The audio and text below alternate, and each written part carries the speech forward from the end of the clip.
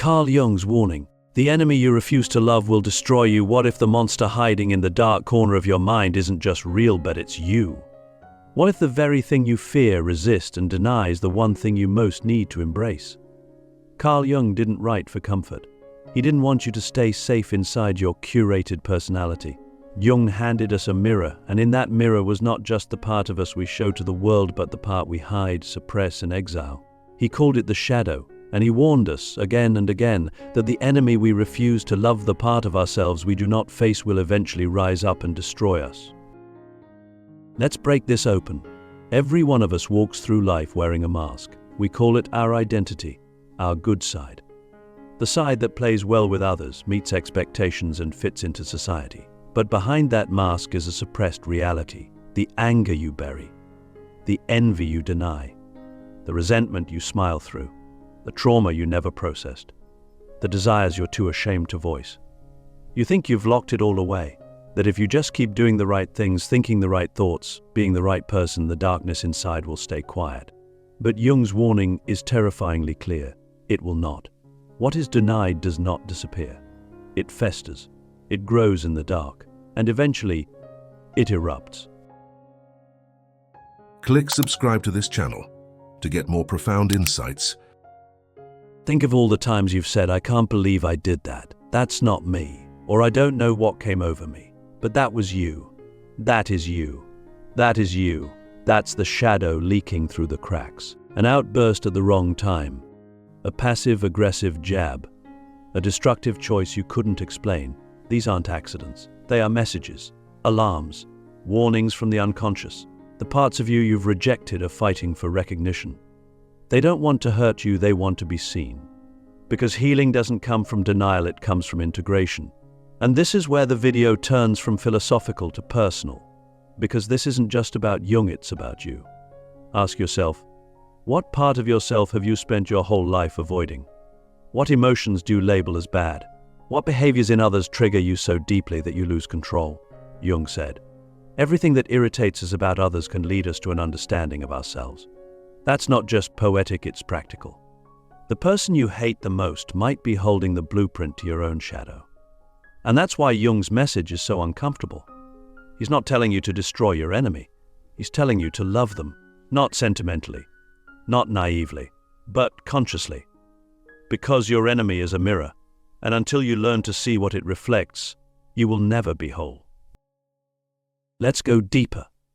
What does it mean to love your enemy as a part of yourself? It means looking at your darkness without judgment. It means holding your rage without shame. It means asking your pain what it wants to teach instead of trying to silence it. Jung called this process shadow work. It's not therapy. It's not affirmation. It's confrontation. You sit across from your ugliest truths and say, I see you. I won't run anymore. But why is that so hard?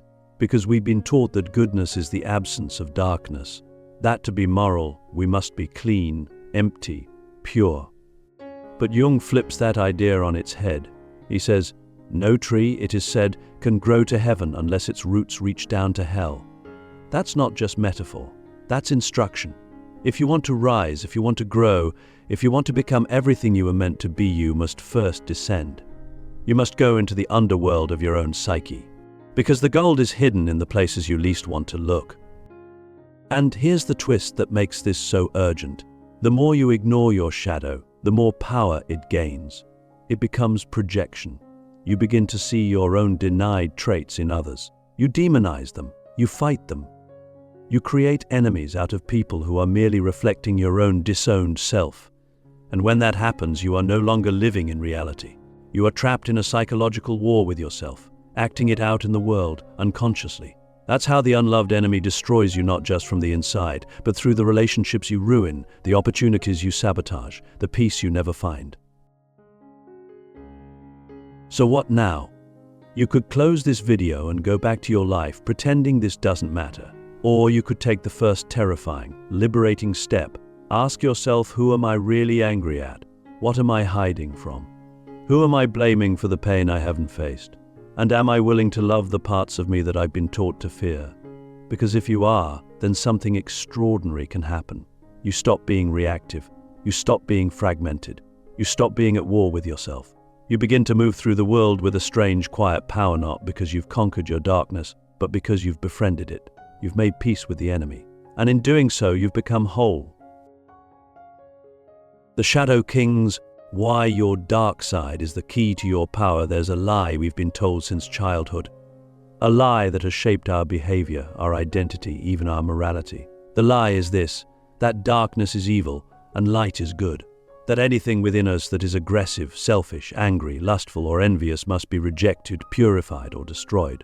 But Jung shattered that illusion. He didn't say that darkness is evil, he said it's unconscious. And anything unconscious, anything we deny or repress, holds power over us. So the paradox is this: the very part of you that you've spent your entire life hiding from may be the part that holds your greatest strength. Let's talk about kings, not the ones in fairy tales, but the ones Jung saw in myth, religion, and the human psyche. The king archetype isn't just about ruling others, it's about ruling yourself. It's about establishing order within your own inner kingdom. And no king can rule without confronting the shadow. In fact, the greatest kings in myth, Arthur, Solomon, even Christ, descend into darkness before they ascend to power. They face temptation. They wrestle with demons. They are tested by their own ego, their own desires. And this isn't just symbolic, it's psychological. Because until you confront what lurks beneath your surface, you are not sovereign, you are a puppet, moved by forces you pretend don't exist. Now think about your life. Think about the times you've exploded with anger and then felt ashamed. The times you manipulated someone to get what you wanted and then justified it. The times you envied someone's success and then tore them down in your mind.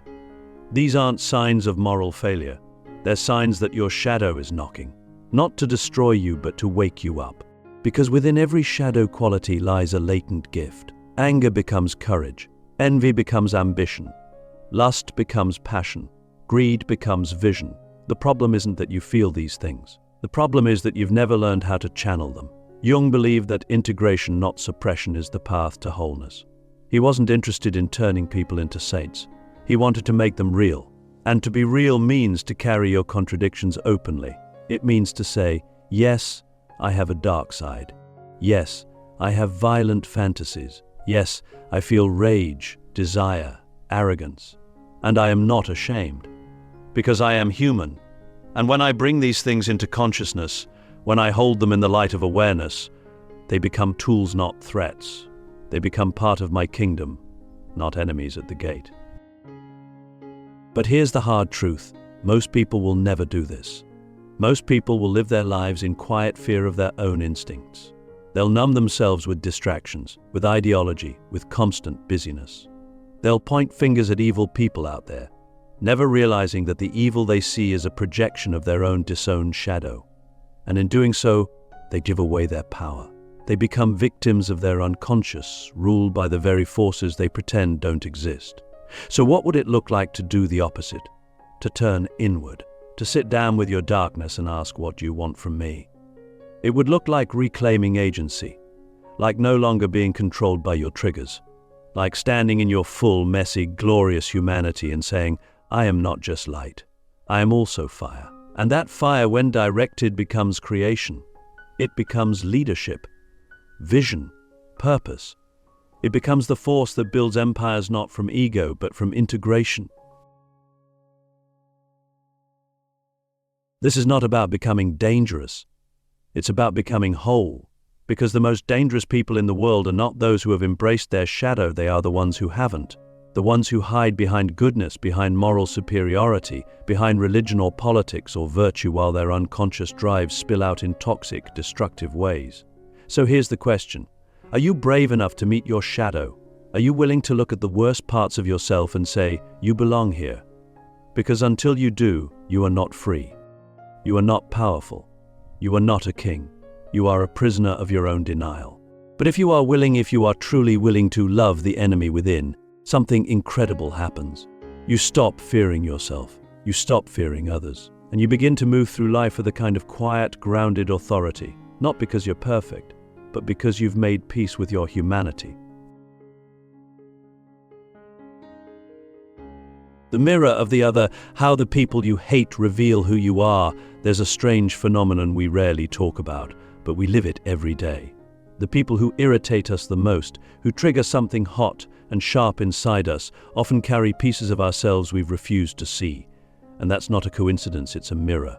Jung called this projection, and it's one of the most profound yet uncomfortable truths of human psychology. The idea that the world doesn't just reflect back what it is. Think about someone you despise. Not just dislike, but truly struggle to understand or tolerate. Maybe it's a public figure. Maybe it's a family member. Maybe it's someone who wronged you. Now pause and ask, what exactly about them makes your blood boil? Is it their arrogance? Their dishonesty? Their laziness? Their power? Their freedom? Get specific. Now, here comes the hard part. Can you find any trace of that trait in yourself? Not necessarily in the same form, but in essence. Because Jung warned us, everything that irritates us about others can lead us to an understanding of ourselves. That's not just a poetic idea, it's a psychological mechanism. This doesn't mean that everyone you dislike is secretly just like you. That's a shallow interpretation. Projection doesn't mean you are identical to your enemy, it means your emotional reaction is revealing something unintegrated. For example, you might feel intense rage towards someone who is openly selfish. But if you've spent your life being the selfless one, always giving, always sacrificing, you may have unconsciously buried your own needs. That hatred might not be about them at all. It might be your own unlived self knocking on the door, begging to exist. In this way, your enemy becomes your teacher, your mirror, and your chance to reclaim what you've lost. This is why Jung's work is so radical. He doesn't let you blame the world for your suffering. He doesn't let you point fingers without turning that finger around. He forces you to ask the. But let's be clear, this isn't about excusing abuse or tolerating injustice. It's not about saying everything is your fault. It's about awareness. It's about reclaiming responsibility for your inner world so that you stop being a slave to it. Because when you don't see your projections, they control you. You live in a world of illusions, fighting shadows on the wall. But when you start to see clearly, you can choose. You can pause before reacting. You can ask, what part of me is being reflected right now?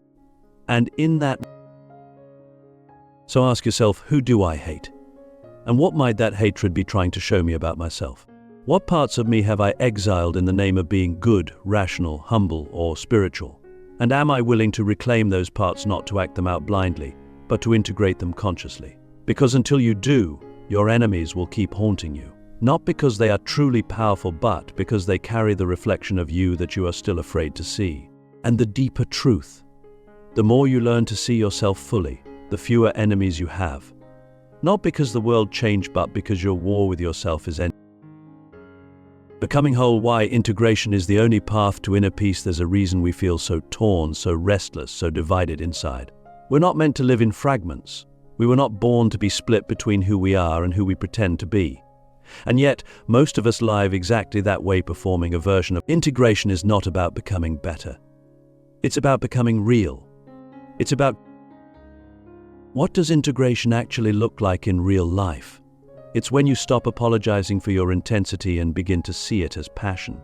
When you stop hiding your ambition and begin to channel it with purpose. When you recognize that your envy points toward what you desire most, and your anger marks where your boundaries have been crossed. It's when you allow your sadness to teach you how to grieve. When you stop trying to be above your emotions and begin to feel them fully without letting them control you. This is not easy work. In fact, it's the hardest work you'll ever do. It's easier to stay divided. It's easier to keep pretending. But the cost is high. You pay for it in anxiety, in depression, in addiction. And this is why Jung's warning is so urgent. The enemy you refuse to love, the shadow self you exile, will not just destroy your peace. It will destroy your ability to live authentically. And without authenticity, there's no joy, no meaning, no real connection. You can have all the success, all the approval, all the external achievements, but if you've built your life on a divided self, it will eventually collapse. So, how do we begin to integrate? We stop running. We sit with discomfort. We get radically honest. We let go of the need to be seen a certain way.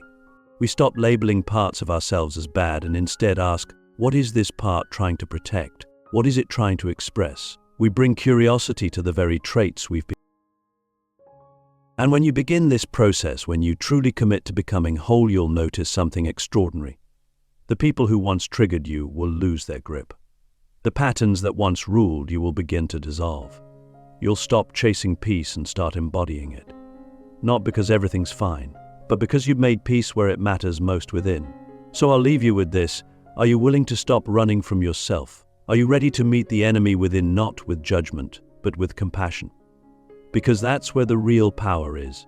That's where the healing begins. Not in denying your darkness, but in embracing it, bringing it home, making it part of your story. This is the path Jung laid before us, not the path of comfort,